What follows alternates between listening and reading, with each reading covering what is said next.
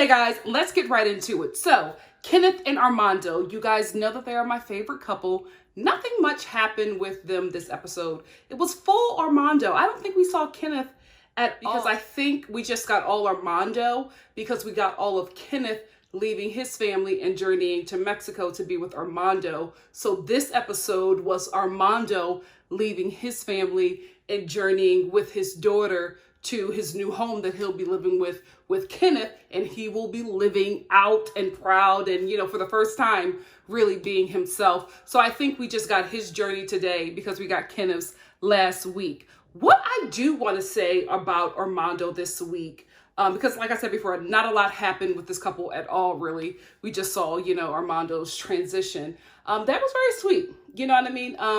You can tell that there is obviously tension in his family because they do not support who he is. You know what I mean? A lot of people say, oh, the homosexual lifestyle. I'm like, it's not a lifestyle. It's like who, people are. There are people who are gay. There are people who are bisexual. And it's just their identity. It's not a lifestyle. And you can see how his family was unaccepting of that. His father didn't even come out to say goodbye to him. His mother, who has known who her child is from the very beginning, was heartbroken because, for one, she knows that he is embarking on living his life out and proud in a place that does not fully support that. So one, she's very terrified for her son, and also she is just mourning the child or the son that she had, you know what I mean? Because all this time they have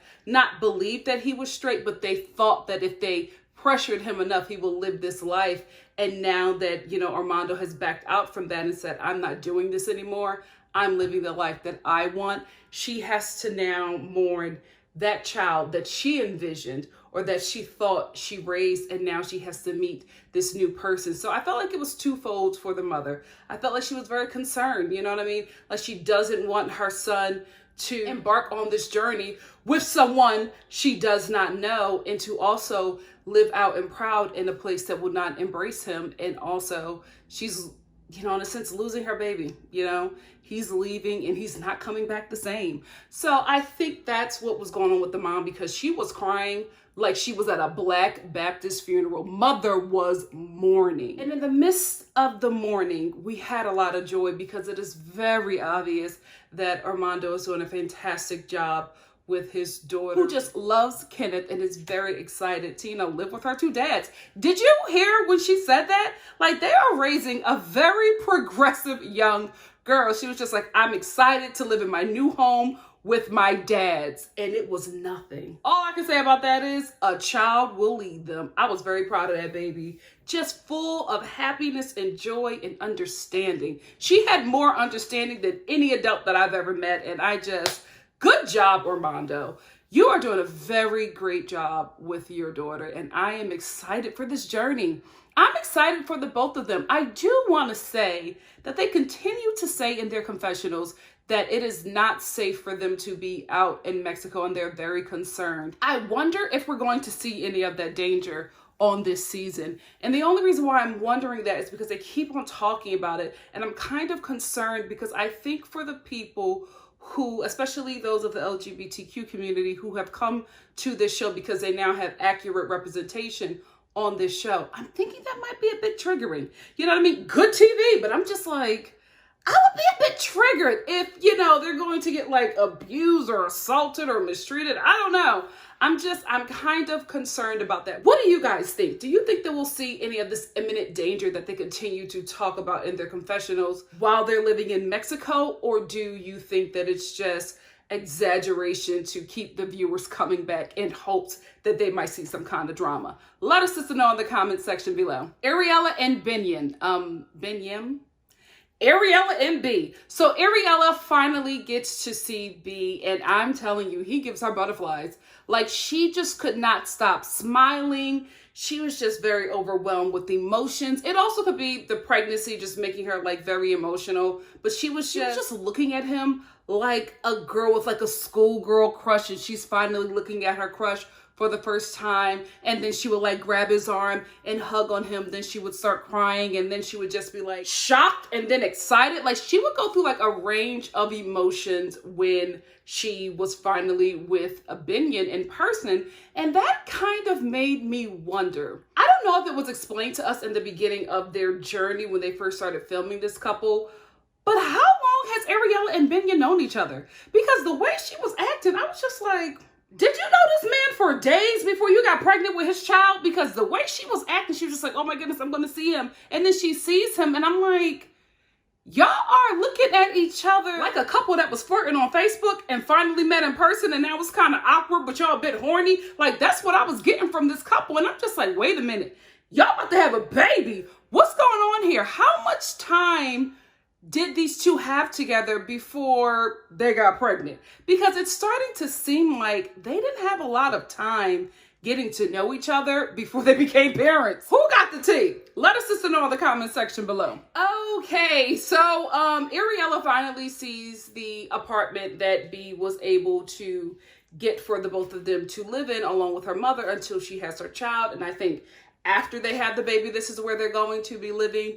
And listen, I'll just say this, right? Ariella, if you cannot afford to live in a place and raise your child in a place that is up to the standards that you're used to, even, you know, if they meet the bare minimum of the standards that you're used to, I think you need to go back to the United States and have your baby there and work on getting B to America. Because at this point, he now has 2 American children. I think it will be a lot easier for him to get American citizenship now that he essentially has anchor babies in the USA. I think it will be easier for you that way. And I think it will just be a smarter decision because it's just very obvious that B cannot take care of himself, let alone a family. Like, the home was just dilapidated. The bathroom, Ariella says she walked in and she could smell mold. I did not see what the bathroom looked like because I have a bathroom phobia. I can't do it. I can't do it. I will piss on myself. I will take a bullet to my ribs, all of them. Shoot all my ribs up before I use a public restroom. I just can't do it. I don't know how I became this bougie, but I cannot use a public restroom. Every time I've used a public restroom, I have gone into some kind of shock, depression. It's really bad, guys. I just cannot do it. Even when I go to amusement parks, let me tell you something. I could be at Six Flags for 2 days. Will never use the restroom. I will sip on one of them lemonade drinks, some lemonade icy drinks. I will sip on that thing all day because I do not want to have to go to the public restrooms. I can't do it. I can't do it. So I don't know what that bathroom looked like. I close my eyes and I listen to Ariella's audio. And when she said she could smell the mold from the bathroom, I said, baby, go home. Go home. Where were they living when they were like banging? Was he up in your student house and giving you the business? Or were you where he was living? Laying it low and spreading it wide for a man that cannot afford to take care of you. Listen, I know that there are people all across the globe who cannot afford to live like a lot of Westerners. I totally understand that. And I am in no way judging B for that. What I'm saying is he's in no position to take care of a family. He just isn't. Especially American woman who comes from more, who will resent him because he cannot provide what she is used to. And B, no shade, this is on you. You need to stop banging American women because they are expecting more than you can provide, brother. Keep that penis local. Can we talk about how Ariella does something that I do that I hate? And I'm not saying that I hate Ariella, you know what I mean, or that I dislike what she does. I'm just saying that I noticed something that she does that I do. And I just hate that quality about myself. And I have been working on trying to change that for my entire life. But I am just wired differently. It's very weird. I, like Ariella, when I am in an uncomfortable position, I smile or I just bust out laughing. I'm not uncomfortable right now. I'm just remembering how Ariella looked at that apartment and she just bust out laughing. Like there was nothing she could do. And she was doing her confessional and she was like, I know I'm smiling and I'm laughing, but I'm scared. That is what I do. I remember one of my really good girlfriends was telling me about something that was very serious to her. And inside, I was crying and breaking down with her, but it didn't come out like that. She just starts crying, and guess what this dummy does? I start laughing. Laughing like I'm watching freaking Martin back in the 90s, like when it first premiered. I was cracking up like I was in the front row of the kings of comedy, and I could not stop. Inside, I was like, Nikki, what the hell are you doing? Stop it, stop it. Like, I could not stop it. I just started cracking up. It was the weirdest thing. And it's kind of refreshing seeing it in somebody else. And I'm like, oh my goodness, I'm not weird. I'm not diabolical. There's somebody else who is just like me, and it's Ariella. Girl, we got to work on that. We got to work on that because people will think that something is wrong with us. Do we have the Joker disease? Jenny and Summit. Jenny, this man is scamming you. I don't know what to say. Like, I keep on saying the same thing every time this couple comes up. I was saying it last season. I'm saying it now. Like, you are getting scammed. You're getting scammed. And I don't know how she doesn't see it. Like, now she's pressuring him to, show her the paperwork of the divorce. She needs to see some proof that he is doing what he needs to do to get out of this marriage so that he can legally marry you. And I'm like, Jenny, he keeps on making excuses. Every time you ask this man for a clear-cut answer for the truth, he gives you the runaround and you just take it. I think she is just enjoying having this young, exotic man just dote all over her. You know what I mean? So she can have something to say to her girlfriends so that she doesn't feel alone, so that she doesn't feel unwanted. I think with Jenny, bad love is better than no love at all. So this empty love that this man is giving her while he's draining her of all her resources just feels good, and she'll take it. Even though she knows she's being played, even though she knows that this man is lying to her, she will take it because she'd rather have that than nothing at all. This is what I think is happening with this woman, because she is asking Samit about all of this stuff, about the divorce, about the paperwork, and he doesn't give her an answer. He just said, oh yeah, I'll do. Of course, yeah, I just have to get this. I just have to get that. It's the same runaround, and she's just like, well, okay, I just need to make sure you can show me so I can show my carrots. And I'm just like, he can say anything and you will believe it. You know, ma'am, you know, in here and in here, you know. You just don't care because this right now feels good. That's what's going on with Jenny. She knows she's getting scammed. We don't even got to talk about it no more. She knows. Every twist and turn, she knows. Even last season, she knew that that man was married. She played that whole game. Remember, I called it, and then it came out later on Reddit. I was like, ain't no way. Ain't no way this is your reaction when your man, a dude that you are engaged to, that you sold everything to, move to a foreign country to be with him. Ain't no way this is how you react when he tell you that he's still married. Jenny didn't burn anything down. Jenny didn't assault anybody. She was just like, oh my goodness, he's married? Oh, girl, bye. I don't care what kind of woman you are. You could be quiet. You could be dainty. You could be, oh my goodness, I don't do the violence. You could be that kind of chick. But let a man who you have given up everything to be with tell you, oh, I'm still married. We're not going to be able to get married right away. And you may have to go back home to nothing.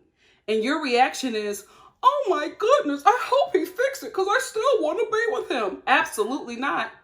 You burning that nation down. You taking everybody with you. And you might just off yourself. You're that angry. You don't, will I kill myself for a man? Idris Elba. No, no. But you hear me. Her reaction last season, I was like, nah, ma'am. You know what's going on. She doesn't care. She doesn't care. Before I was like, she's in on the scam. Now I'm just like, this is the best that she thinks she's going to get, and she's going to accept it no matter what. So there's nothing else to say about Jenny and Summit. I mean, I keep on talking about them, but at this point, I just got to be honest with myself and with you guys. I see what this is. It's sad. It really, really is sad. And I just have to call it out. I can't sit here and be like, oh my goodness, Samit is such a bad guy. Listen, he is conning a willing con. Tim and Melissa. Nothing much happened with Tim and Melissa this episode. It was all Tim and his mama. Can we talk about his mom? She was talking real slick about Melissa. Lisa. She was talking real slick about her, like her son didn't cheat on her. I'm like, ma'am, do you know that your son is only moving to Colombia because he cheated on her? She was coming over here first. So why are you doing all this? I hope that when my son gets over there, that she treats him right and that he doesn't realize that he made a big mistake. Girl, what? Your son's a cheater, ma'am. You raised a deceiver. Your son, according to his best friends, cheated on the best thing that ever happened to him. Why aren't you mad at your child? Why are you mad at Melisa, who is taking, no shade, your funny looking son on when she doesn't even have to? She's doing you and your son a favor because, again, according to his best friends, for Tim, it don't get that good. So why are you mad at Melisa? You know what, women, mamas, you cannot be delusional just because it's your baby. You got to see the forest for the trees. I hope I'm using that right. Because I just said that and I was like, what the hell does that mean? I see the forest for the trees. You know what I mean. Saving the dumbest for last. Deavan and Jihoon. Deavan, you need to take Targaryen, Drusilla, and the poor man's Kathleen Turner back to America.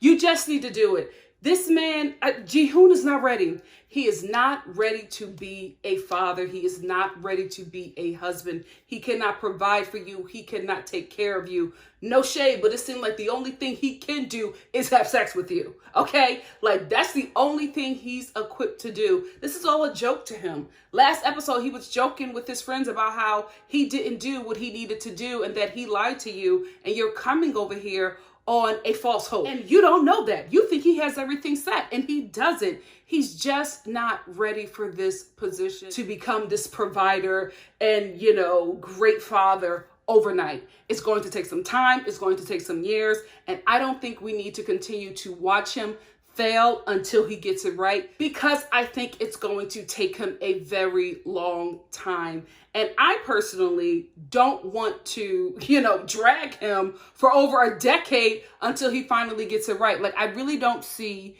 Jihoon getting his, you know, bleep together until he's damn near 50. Can we be real? Can we be real?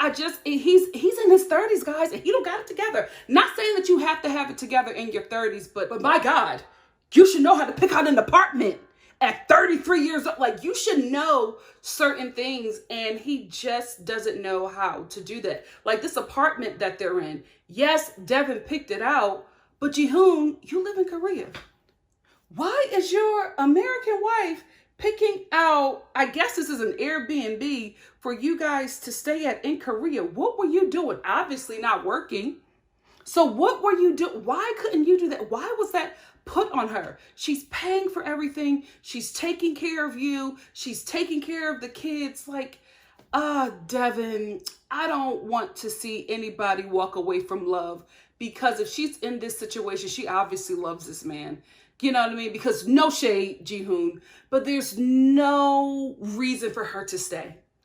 He's not giving her anything. He's not giving her any reason to stay. There's, you know what kind of penis does Jihoon have? I just thought about it because I'm thinking, like, he can't provide, doesn't know how to be a father, or like, it's not even really trying. You're doing everything. You're stressed out. What is keeping you? Does Jihoon have a crazy stroke game? Is he slinging that Korean peen that good? Girl, bye. What? Jihoon? Is that what is keeping you, Deavan? Girl, let's chat. Does Jihoon have the Korean hammer? Because what is it? What is it? Like, you got pregnant on the first date when you met this man and you guys just decided to make it work. But I feel like she is really into him. I think she really does love this man. And I am trying, not saying that he isn't lovable, that he doesn't deserve love. I just don't know what it is about him that made her not only fall in love, but say, you know what? I'll leave everything that I know in America to come live with you, even though you've shown me nothing at all that you could provide for me and my family. Like, he hasn't shown her anything that will make her believe that he can take care of her. It's all been lip service, and she still moved here. It has to be something else. And I'm like, what else does Jihoon have? He don't have no money, because on their first date, remember guys, she paid for everything. Even the hotel room that they went to get pregnant with Targaryen. So there has to be something else. And the only thing that I could think of is the Korean hammer. Oh, ladies, we have to stop raw dogging dummies and losers. Like, you know, like if you're out on a date with a guy and he's just like, I can't afford, the dinner or the hotel room, maybe use a condom. Or a plan B. Listen, maybe use some kind of protection, because if he's showing you off grip that he cannot provide in any kind of way, why are you allowing his semen to float around in your bloodstream? Deavan, this one is on you, mama. This one is on you. I'm watching the season. And yes, stuff is manipulated. I'm just going off of what you guys are showing me. And I'm like, he has done nothing. He has done nothing to show you that he is ready to be a father and a husband. And you keep on believing him, which is making me believe that if it's not the Korean hammer, it's them TLC checks. It gotta be one or the other. What do you guys think? Let's talk about it. And can we also talk about how Jihoon tried to turn all of this on Deavan? Like, when she was falling apart and this, their words, not mine, apartment in the ghetto. I was like, oh my goodness. She was falling apart. Her mother, who said that this apartment was ghetto, was all in them ghetto sheets. Did you see her face? Like, she had her face laying on these sheets in this dilapidated neighborhood, in this ghetto. She was all over them ghetto sheets. I was just like, you got real comfortable in this ghetto. I told y'all she was playing posh. I'm telling you, I could smell the welfare fraud. I see it. I'm from Philly. I know what I'm looking at. Anyway, Deavan is falling apart, and Jihoon realizes that this is going really bad because nobody is supporting him at this point. His parents are like, we had no idea that this is where he picked for you guys to live. Like, yes, Deavan picked this apartment, but she's not from here. He never came and looked at the apartment. Even Jihoon's dad said it. He was like, why didn't he come look at the apartment? Why didn't he come check out the neighborhood? Like, why didn't he do any of this? And they were all like, this is really, really bad. So everybody was rightfully pissed at Jihoon. And instead of taking responsibility, he takes off like a toddler and has his moment, then comes back after he's like, oh, this is all my fault. I messed up, having his little pity party. You think after that maybe he would come to his wife and be like, listen, I messed up. I'm going to fix this. Oh no. Jihoon was mad at Deavan. And he was just like, well, I don't have no money. Excuse me?